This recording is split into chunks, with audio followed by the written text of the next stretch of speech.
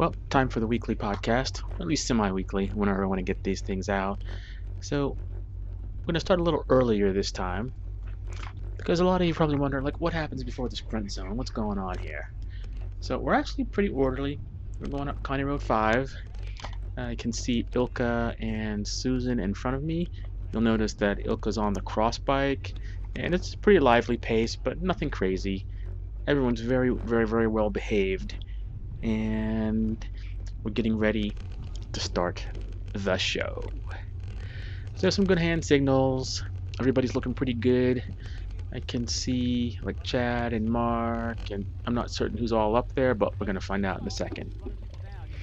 Nice stop by everyone, which sometimes doesn't occur, but life is good today. So there's a little bit of a wind coming out of the east, which is the direction that we're heading. So I know that's gonna keep the speeds down a little bit, and I'm willing to, sit in for a little while and enjoy some shelter. I didn't have the normal workout the day before. It was mostly arms instead of legs, so my legs should have been okay, but for some reason I really wasn't feeling great. Nevertheless, it's sprint time, and I want to get a good workout here. It's near the end of the season, and we want to make certain that we can still keep the intensity up for a little while. So, still sitting in, it's pretty orderly. Some of the watts are pretty high here. You look at that, like 300, 350, whatever. And that's sitting behind Ilka and Susan. So sitting in, that's the guys up front are like throwing down some stuff. So I'm kind of taking some peeks around, looking around, thinking, well, I think Greg is up front, and I should probably go up and try to make certain that people are kept honest. Greg kind of started that, and at some point, and here I go.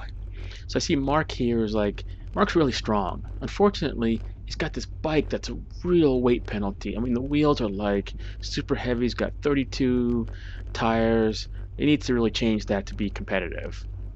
So I'm up at the front, taking over for Greg. Looks like there's some good wattage. And my plan is just stay up at the front long enough to maybe crest the hill and be in a good position for the corners. As I said before, the corner can be a little tricky, and if somebody opens up a gap, you can have a problem.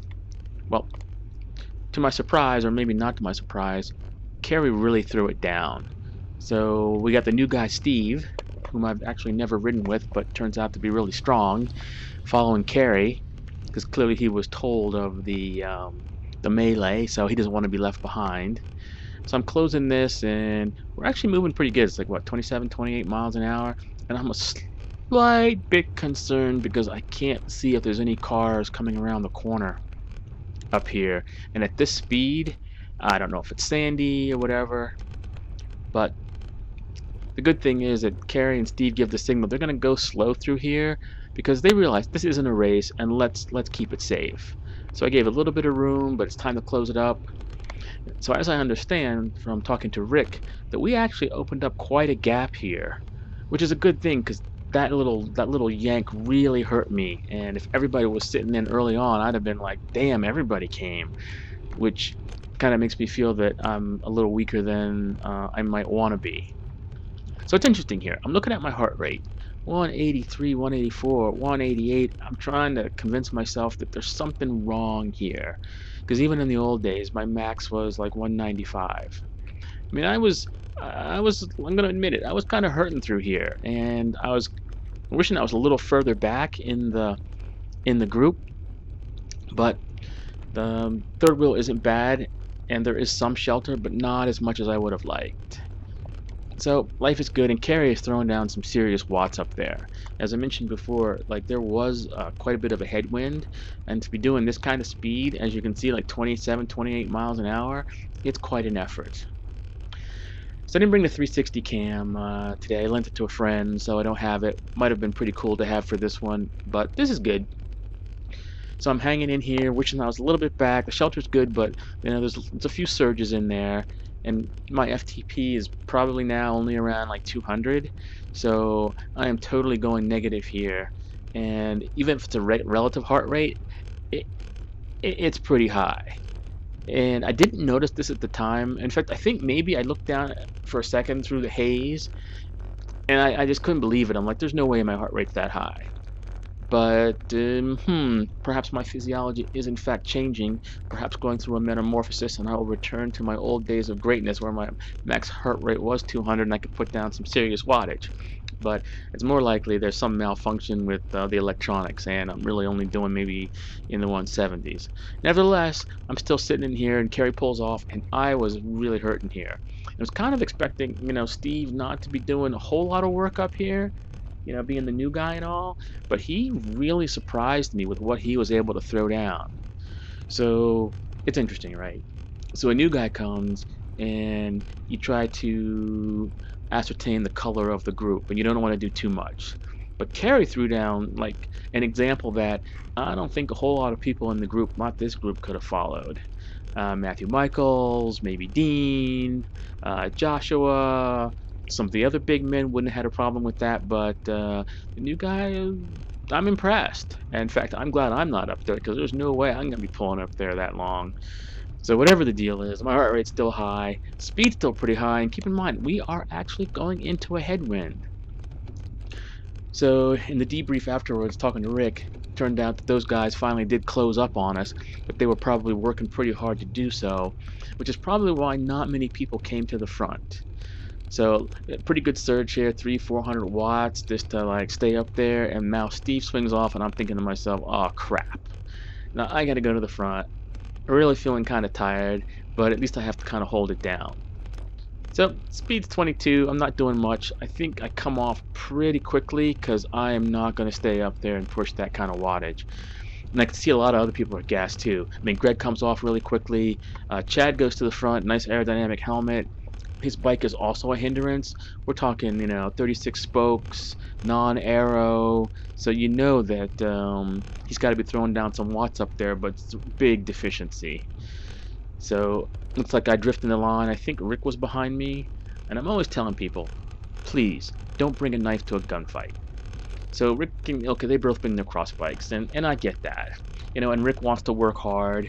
And I don't want to say it's selfish, but he's really not helping the group. He's not really helping the selection. He's getting a good workout, but if he had brought his fast bike, he might be up with the rest of us and actually doing some work instead of just sitting in. And it prepares your mentality to be able to hang with the big men and actually do some work. Yeah, I always tell people, at least those who are aspiring to race, you got to practice and ride the way you would when you're racing to get used to that. And if you develop bad habits, this is the proving ground. This is like a 4-minute sprint. You get a chance to see what you can do, and just sitting in, nah. Because if you want to be a player, you got to bring the right tool, and a cross bike isn't it. Anyway, so Kerry threw it down again. At this point, I'm like really hurting. See, look at my heart rate. There's no way it's like in the 200s, but maybe I do need to go see a doctor. We'll see if this ever happens again. Maybe the heart rate. I'm guessing I need a new battery. I did check the telemetry on both the Garmin Vivo that I had and the 800, and they both read the same numbers. So I'm like, I don't know. Anyway, so Curtis did a nice pull. I'm kind of sitting in, still hoping and praying that life's gonna be good. Praying this is actually gonna be over. I can't see who's up there, maybe Chad, but I'm really happy to be behind Greg because Greg's a really good draft, and looks like somebody has ejected from, it looks like the front, and I think that's Brian. Um, Very nice pull, throwing it down. And there's Greg. Looks like Greg's cadence is slowing a little bit, and also looks like Justin at the front. Very nice. And we're getting near the end, so here goes Greg, pushing pretty hard. And I know I'm not long for this earth, at least right now. I'm ready to blow up, and my legs are tired. I don't know why my legs are tired, but they are. And my throat was just so parched this whole little segment. And I reached down at one point and got a water bottle, and it just seemed like, I was doing a lot of mouth breathing, and I don't know if it was that much drier out or whatever, but for some reason all I could think of was I wanted some water. So like, look at my watts, I'm at the front, I'm holding down, high threes, maybe a 4 in there or whatever, just trying to hold on. to at least have something decent. And I know people are going to come around. So right now, this is kind of when I blow. And it looks like there is Curtis and looks like Greg and then Steve and then Brian and then Justin. And I can't get back on. And I had looked back at one point and I'm like, oh, this is the selection, which I'm really happy that there was a selection. I mean, too often when there's a headwind, the wheel suckers just sit in and like nobody is able to like do any work, and they pop, which is cool. I'm pleased with this one. I suspect what happened, and at some point I need to talk about this in one of the videos, is that people, when you're in the pace line and you can't hold the wheel in front of you, don't just sit there in the line.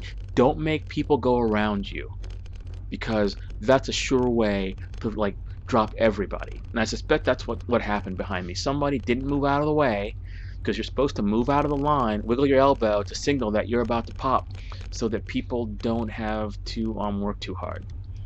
And I should probably throw one of the videos up, or the segment later on in this ride, where I got gapped off by somebody, and in order to go around them, I hit my highest wattage of the day. It was like over 600 watts just to get around, just to get back into contact. So yeah, maybe I need to like put up some of the film and have that illustrated as to what that's all about.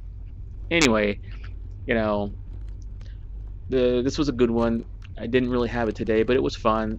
A good time was had by all, and everybody was safe. So hope you enjoyed that one, and we'll see you next time. Party on!